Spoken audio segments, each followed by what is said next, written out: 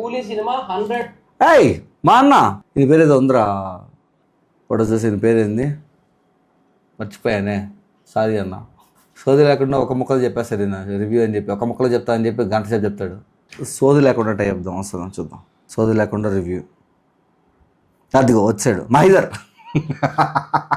పేరు కూడా అవసరం లేదన్నా నీకు, అంత ఫేమస్ నువ్వు, అది అట్టుంది నీకు. మహిదర్ అన్న చూద్దాం. కంట్రీస్ లో రిలీజ్ అవుతుంది యాక్చువల్ గా, డామినేట్ ఓవర్సీస్ అని అనుకుంటున్నారు. బట్ వాళ్ళకి అర్థం కావాల్సిన ఒక విషయం ఏంటంటే ఓవర్సీస్ లో హిందీ మార్కెట్ కంటే పెద్ద మార్కెట్ తమిళ మార్కెట్ కాదు కదా.